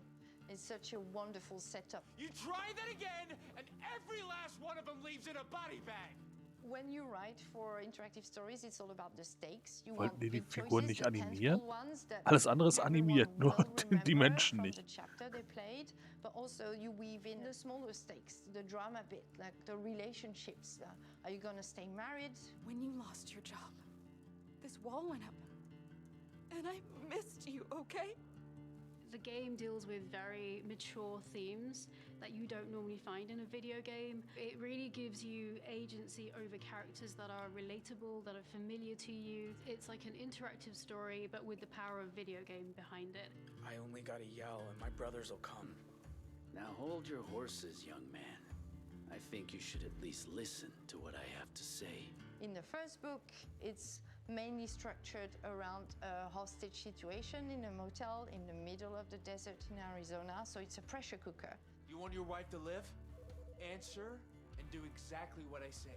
Book 2 takes another approach entirely, and it's a chase across multiple states in the US. There's nowhere else to run. As Dusk Falls is an interactive show, but the important part here is the word interactive.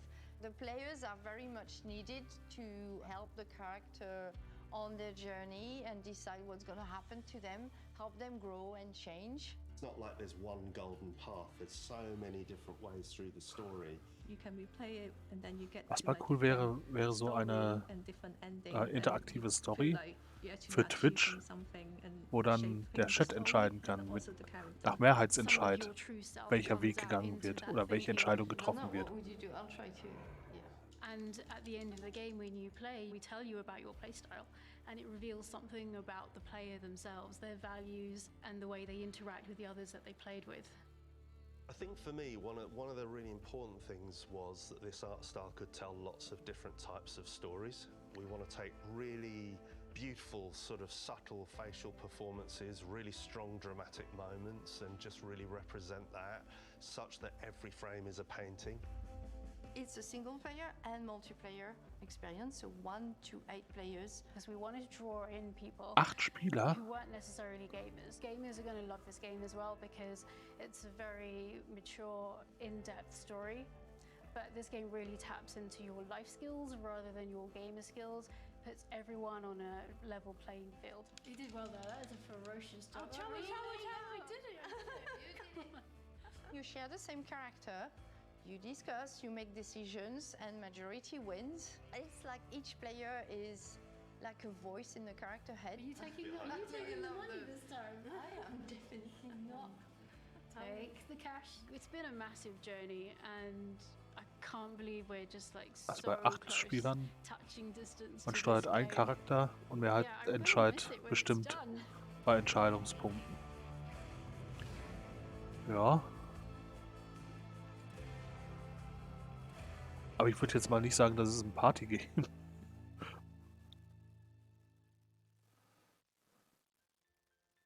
Let's check out what mysteries, Slime Rancher. adventures, and, of course, slimes are waiting for us in the new, vibrant world of Slime Rancher 2.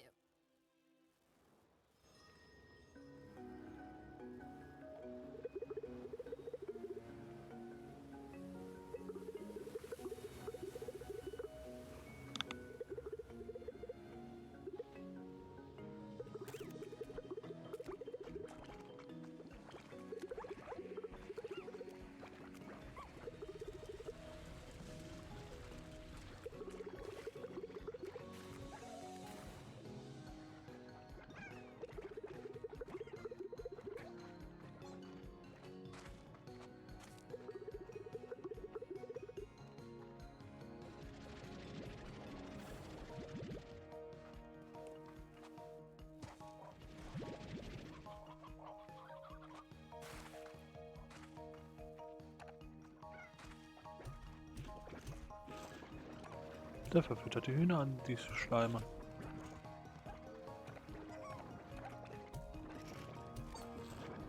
Zutze. Aber sieht schon gut aus.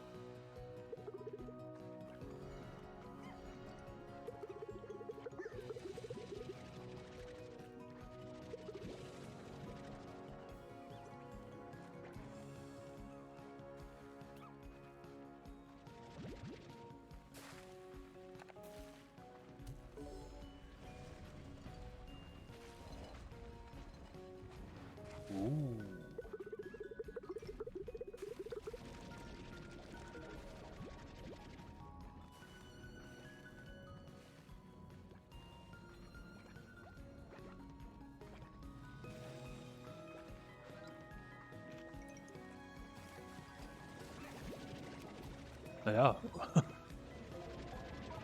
Mit Slime Rancher sammelst du Schleime und fütterst sie und ja, betreust sie, baust sie auf.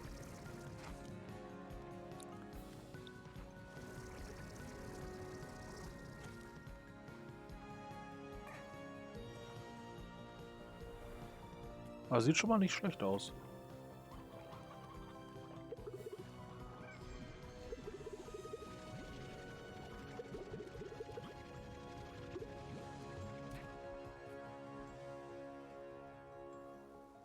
Jo.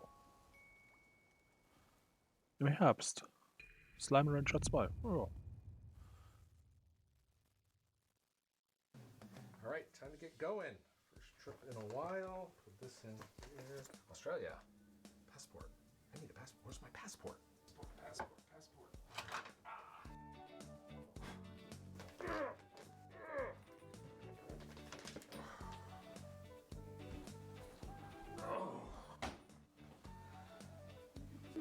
129 Kilo, nein, Pfund. Pounds. Alright. Where's my Uber? Alright, let's go.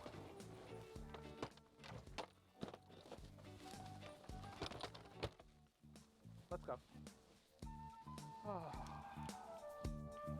Ich weiß nicht, was das für eine komische, weißscheinende Substanz war. Das war sein Reisepass. Ah, wieder Fanfest.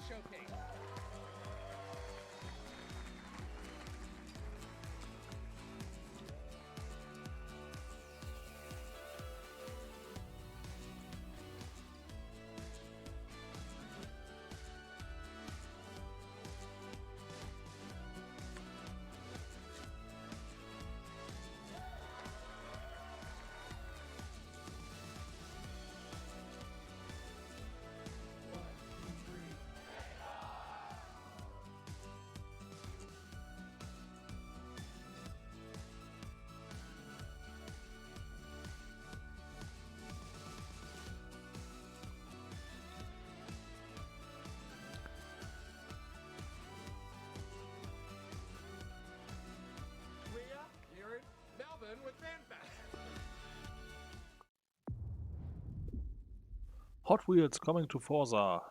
Ach, da, jetzt kommt aber der... So excited to tell you all about Forza Horizon 5 Hot Wheels, the first expansion for Forza Horizon 5. So Mike, let's start with why the team decided to bring Hot Wheels to Forza Horizon 5's Mexico. Our fans have been telling us for years about how much they loved Forza Horizon 3's Hot Wheels expansion. So we've been waiting for the right time to bring everyone another Hot Wheels adventure. Forza Horizon 5 presented the perfect opportunity to bring Hot Wheels to life like never before with the power of the Xbox Series X and S. It really does sound like the perfect time for Forza Horizon and Hot Wheels, so I'm wondering if you can tell us a little bit more about what to expect being in the clouds of Mexico this time. Yes, you travel to the clouds above Mexico to visit the Hot Wheels Park, which is comprised of over 200 kilometers of the fastest, most extreme tracks yet. Once there, you'll join the Hot Wheels Academy and set out to take on Forza Horizon's most extreme racing yet and prove yourself a Hot Wheels legend. Let's go. Kann schon Spaß As well machen. as the iconic orange Hot Wheels track, you'll take on new driving experiences across gravity-defying magnet tracks, as well as ice, water flume, and rumble tracks. So we spoke loads about biomes in the build-up to Forza Horizon 5's launch. Are we expecting something similar in Forza Horizon 5 Hot Wheels as well? Yes, so we're truly going to see the power of the Xbox Series X and S when we look at Forza Horizon 5 Hot Wheels' all-new biomes. The amount of detail and diversity that we can pack into the 4 new biomes is breathtaking. We have the rugged Giants Canyon, where you'll hear the growl of your engine bouncing back off the intricately detailed rock formations. The Ice Cauldron, where frozen tundra drips into the glistening molten lava. In Forest Falls, you'll see a tree canopy towering over epic waterfalls. And finally, the visually stunning and exhilarating Horizon Nexus, where the Horizon Festival is suspended among a web of Hot Wheels tracks. And there's more, because new players can jump into Forza Horizon 5 Hot Wheels as early as possible during the main game's initial experience.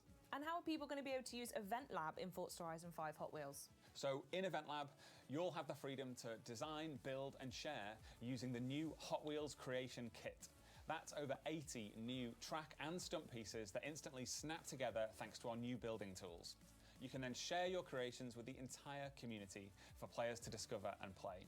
We are anticipating our community building an ever-evolving catalogue of new player-created Hot Wheels events that everyone will enjoy. They all sound absolutely incredible, Mike, but I'm going to ask you the most important question in the room. Can you tell me a bit more about the cars? Yes, so we have 10 new amazing cars coming to the pack, including 4 new Hot Wheels cars, which have been scaled up to real-life proportions. We have the Diora 2, the Bad to the Blade, the Baja Bone Shaker, and the Chevrolet Hot Wheels Copo Camaro. Forza Baja Horizon 5 Bone Hot Wheels Shaker. introduces the most extreme tracks we've seen yet in Forza. So we've added some new extreme track toys and hypercars to go with them. I want to call out Trackmania meinst du bestimmt. and the Mosler MT900 GT3. Da habe ich auch schon gesagt. Das sieht aus wie Trackmania trifft So we know Forza. Forza Horizon 5 fans naturally love co-op, so how is that continuing in Hot Wheels? So, in a first for Forza, you can join up with your friends and play from the very start of the experience in co-op. You and your friends will then take on a new campaign, moving your way up through faster and faster car classes Das sieht until schon you klasse unlock the aus. extreme speed of X-Class and become a Hot Macht Wheels bestimmt Spaß. legend. You can also choose to take on the world in Horizon Open or team up with your friends to take on a team of drivatars in the Horizon Tour. Ooh, I absolutely love that. Final question now, Hi, though. Sakura. When can we expect to play? Yes, so Forza Horizon 5 Hot Wheels releases on July 19th on Xbox Series X and S, Xbox One, Windows PC, and Steam. Mike, thank you so much for joining me. This has 19. been Juli. so much fun, and I cannot wait to play. Katze liegt hier immer noch und lässt Bauchi kraulen. Fall Guys!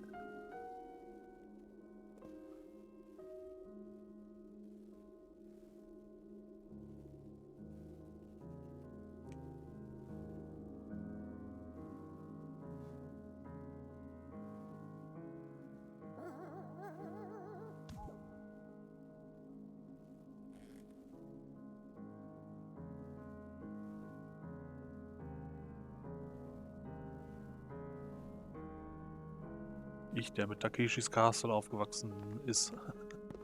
Da war natürlich Fall Guys, als es rauskam. Ja, eine Offenbarung quasi. Hat richtig Spaß gemacht.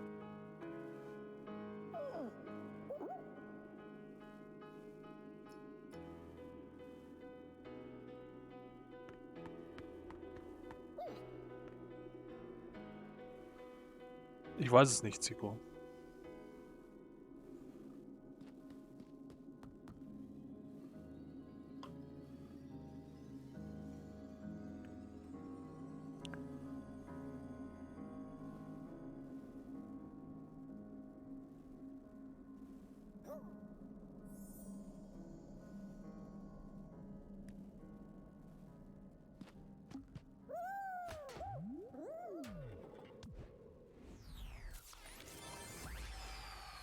Spartan Showdown. Now, onto our next block, pun intended of course. Minecraft Legends is the action strategy take on the franchise you never knew you needed. I'm here with Dennis Rees from Mojang Studios, who has just released the world premiere trailer of Minecraft Legends. Dennis, welcome to the show. Thanks for having me, Malik. So happy to have you. I mean, this is a really exciting time for the team. Let's talk Minecraft as a whole, though. That game, I have nothing to back this up, but I feel like everyone on the planet's played Minecraft at this point. But that wasn't enough for you all. You all went and made Minecraft Dungeons, and now we're moving on to the recently revealed Minecraft Legends. So one, tell me a little bit about what it means for the team to actually be able to reveal the game, and then two, just let us know what Minecraft Legends is. Well, we are so excited to finally be able to talk about this game with the world. We've been working on this game for some time now. Minecraft Legends is an action strategy game. Is set in the Minecraft universe. And in order to build this, we really wanted to partner with a great company that understands strategy games. And so that's when we reached out with Blackbird Interactive. And in doing so, we were able to create an experience that is welcoming for people who may have not played Minecraft, but also people who have.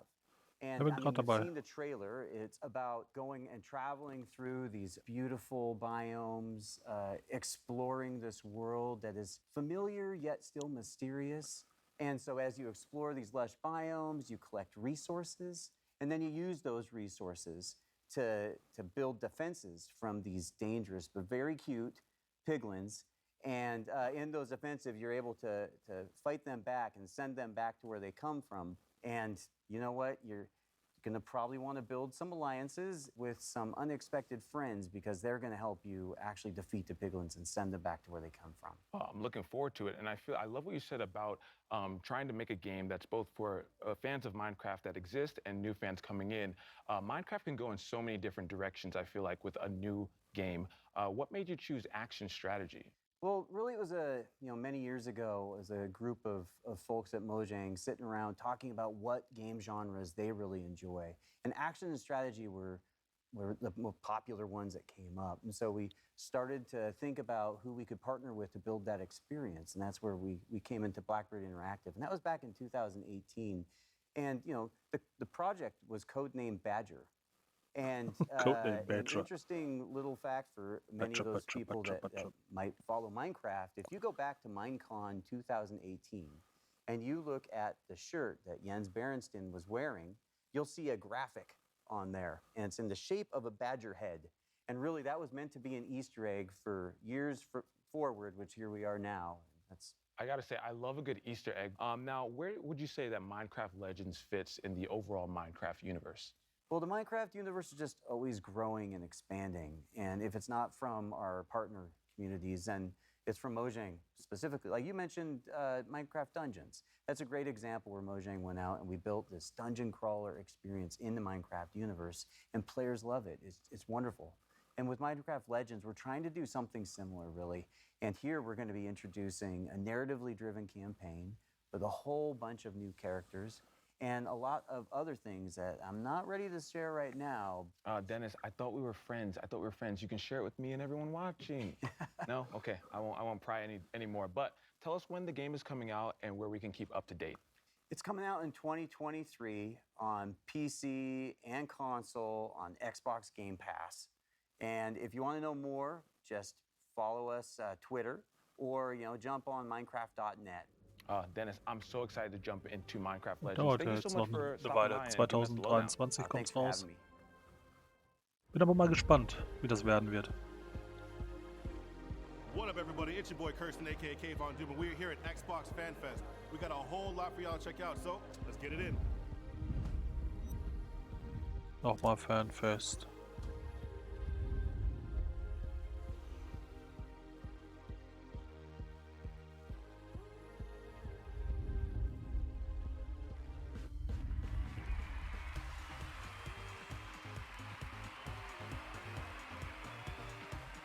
Asked me what year Halo came out, won this sweet jersey. I couldn't believe when I was here on site that I would get to meet the real Master Chief. Experience here, out of this world. It was really cool to see. I'm gonna go get my nails done because they have a nail station and these things need to be painted. Redfall looks dynamite, and come on, Diablo 4. Oh, it's so. Why are you so gruesome? All bloody things. No, but it's great. I love it. What a day we had today. Thank you, everybody, for showing up to Xbox Fan Fest Toronto. Had a lot of fun, saw a lot of games, great experiences overall. Catch you in the next one. Here we come. Are you ready for more? It's that thing we got. Coming in real hot. We breaking down the ground, whether you ready or not. Start it up. Katze.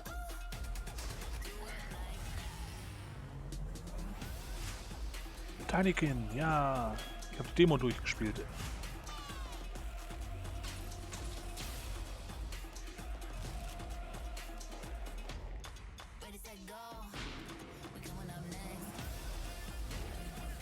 Wrestling with emotions.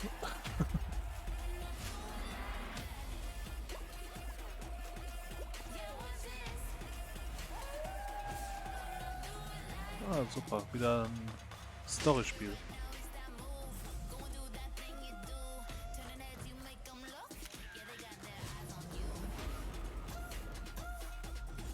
Katze.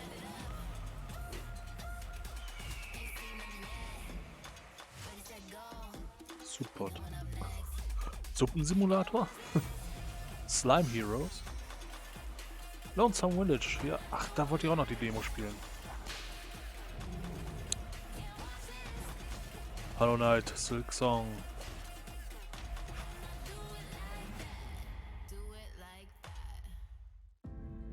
I'm joined now by Sarah Bond, who leads the gaming ecosystem organization here at Xbox. Sarah, it's so great to have you. It is awesome to be here and so good to see you too. Yes, I'm super excited for this conversation because as we know, game creators are crucial to Xbox's success. And whenever you talk about them, it's with such like passion and tenacity. I love it. And it sounds super important to you and the rest of Team Xbox. So my question to you is, how do creators inspire the work that you and your team do? The creators are just the bedrock of everything we do on my team. You know, when you really think about it, where gaming really comes from is it starts with someone who has a creative idea that they choose to put into a game that we all get to experience and enjoy. And that's really the bedrock of our industry, of what motivates us, is to help those people, those developers, bring their stories out. And we think about it in three ways. You know, how do we create a vibrant and engaging gamer community for them to come to through Xbox? What are the set of tools and services that we give them that make it easier and faster and more affordable for them to make a game? And how do we create a range of business models that they can use? Because a business model really enables them to perform all sorts of different types of innovation. Yeah, business models, tools, resources, all these provide choices, and it's increasing these choices for not only the developers, but the players themselves as well. Yeah. For example, you and your team just announced a new feature that's going to bring game demos to players. Can you tell us a little bit more about Project Moorcroft? Project Moorcroft. I know. I love these project names. I wish they would just let me name it, but Yeah, they just won't. say it. I know. You They know? won't. Can we change that? Project Well, look, we were Warcraft. sitting around as a team and we were thinking about some of the things that we've always loved the most about the gaming industry. And one of them was, remember when you would go to like a show like PAX or E3, and you would go to the show floor and you get to play a demo or a piece of a game, and the developer would be right there next to you, talking to you about their experience, asking you to try things out, asking you your feedback. And that was one of the things I loved the most about those experiences. We just don't have them as much anymore, you know, in the way that the world has evolved.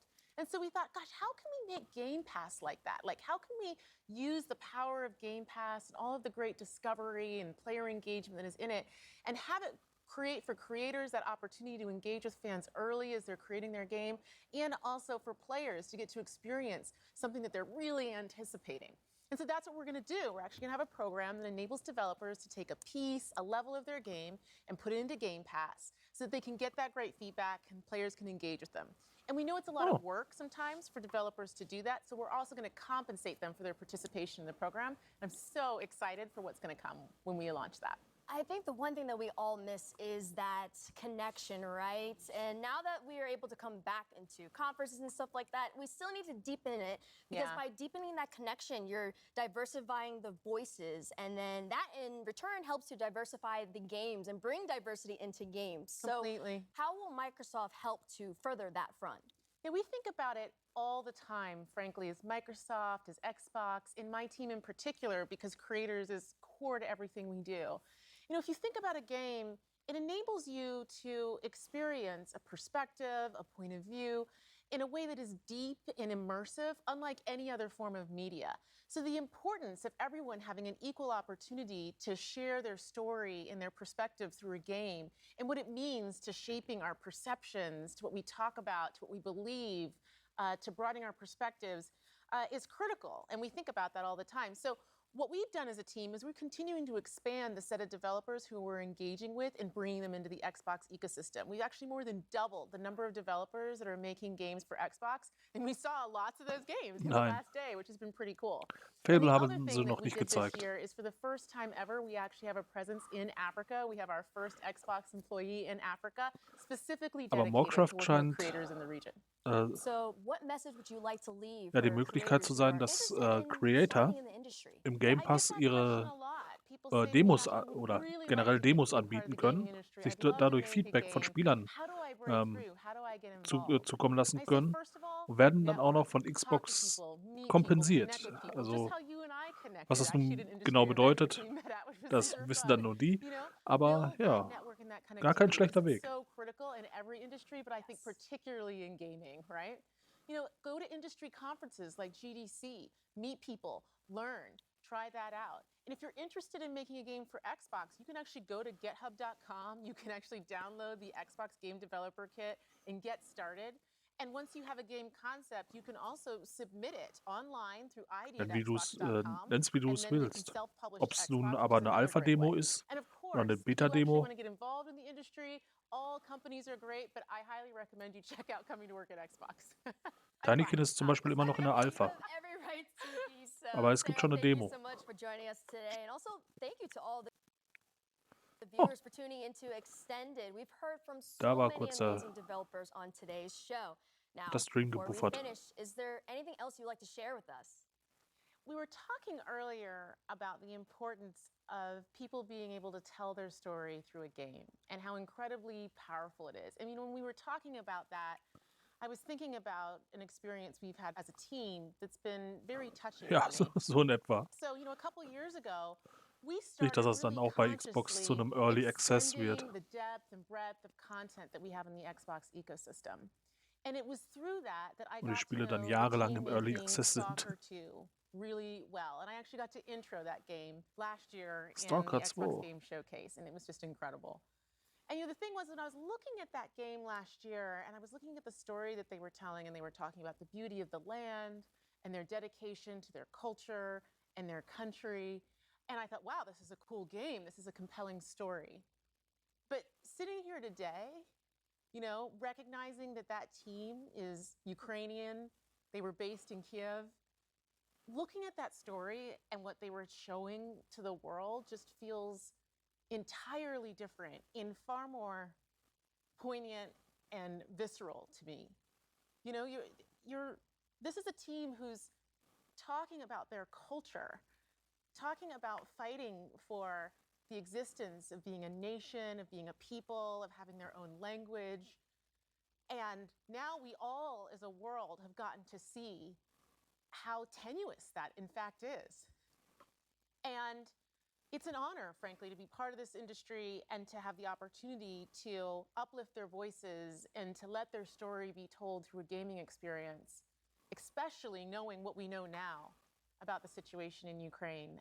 And as part of that, they actually shared with us something that they wanted us to share with all of you today as part of the show.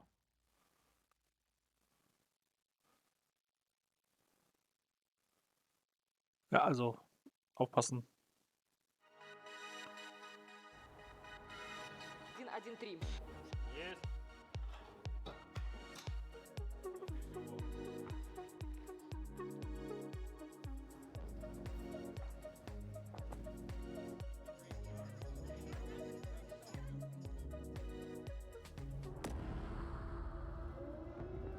Ah.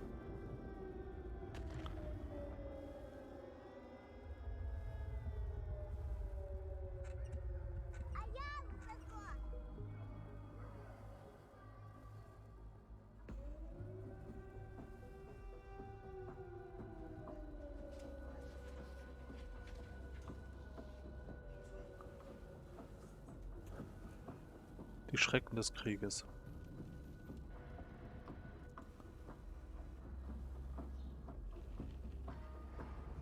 Здесь кипела работа, идеи, она не останавливалась. 3 месяца назад началась война России с Украиной. Шок от робочий день начинается с тривоги. Під час сильних обстрілів ми біжимо в укриття. Це переноска для мого кота, який загинув ще в перший тиждень війни. Выходишь вечером, сирена, выходишь днем, сирена. Днем еще работать надо, поэтому особо не выйдешь, а вечером все время вот так. Це моє робоче місце. Вже 3-й місяць я живу і працюю в коридорі. Зі мною живе одноокий пес, врятований з-під обстрілу в Гостомелі. Зараз мені важко писати квести про війну, коли вона йде навколо. Так работает в перерывах между сиренами і волонтерськими задачами. Світ ще побачить, наскільки в нас класна культура і в тому числі наскільки класні ігри ми можемо робити. Меня зовут Александр, я являюсь сотрудником компании ЖСК. Я с Мариуполя. С начала боевых действий была потеряна связь с моими родными и близкими. И это непередаваемое ужасное чувство, когда ты не знаешь, живы они или нет. Я Дмитро Ясінєв, розробник Сталкера. Ніколи не міг уявити, що в 21 столітті в центрі Європи може статися повномасштабна війна. Я Олексій Іванов, ком'юніті-менеджер проекту Stalker 2.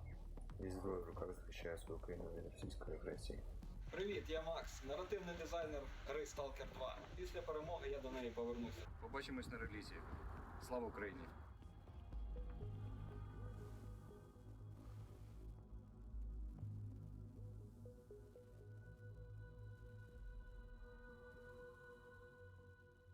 Also das, ja.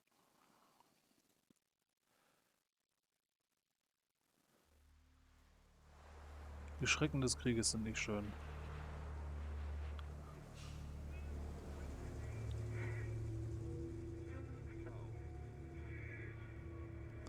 Also da sieht man mal, was die Hintergründe sind. Are you sure the perimeter surrounding the zone is really enough? If a powerful emission were to occur, we would... Listen, the zone has remained stable for years. Besides, we didn't establish the most advanced institution in human history without first guaranteeing its safety. As the head of the Scientific Institute for Research of the Chernobyl area, or CIRCA for short, I believe the wonders that we will bring to the world far outweigh the potential risks. How big are these risks exactly? The zone reveals a whole new world. We can stick with the old one, fearing change. But tell me, do you want our descendants to remember us as cowards? Or as those who dared to venture forward to a new, better humanity?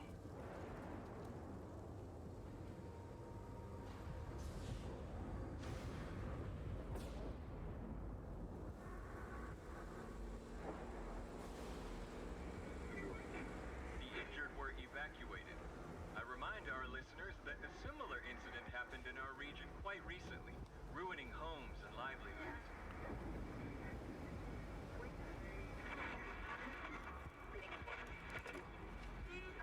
However, city officials urge people to stay calm, assuring them the situation is totally under control.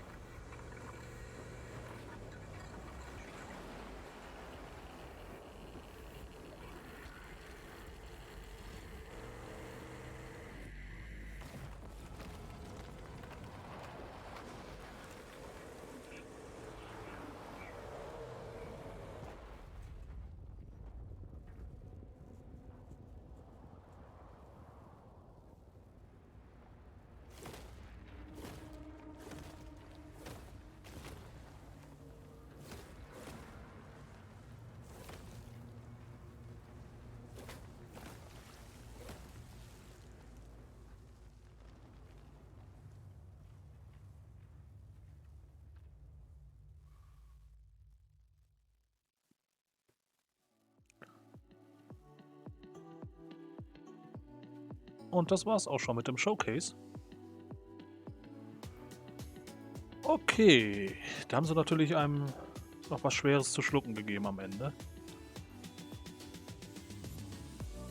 Naja, das war jetzt auch der letzte Showcase, den wir so zeigen. Wenn nicht morgen noch ein Wunder geschieht und da etwas auftaucht, was eventuell geleakt ist. Eventuell zeigen wir morgen noch eine Nintendo Direct, aber da haben wir noch keine Bestätigung, dass die überhaupt stattfindet. Deswegen, ich danke euch fürs Dabeisein. Ich hoffe, ihr habt die letzten Tage einen Eindruck bekommen, was für Spiele uns erwarten werden. Ich denke mal, einige sind dafür gemacht, Speedruns zu machen. Einige andere, ja, müssen wir mal schauen. Ich werde Donnerstag eventuell noch ein paar Demos zeigen von den Spielen. Muss ich mir noch überlegen. Ist ein Feiertag bei mir hier. Ansonsten sehen wir uns beim nächsten Mal. Ich wünsche euch noch einen schönen Tag und ja, kommt gut durch die Woche.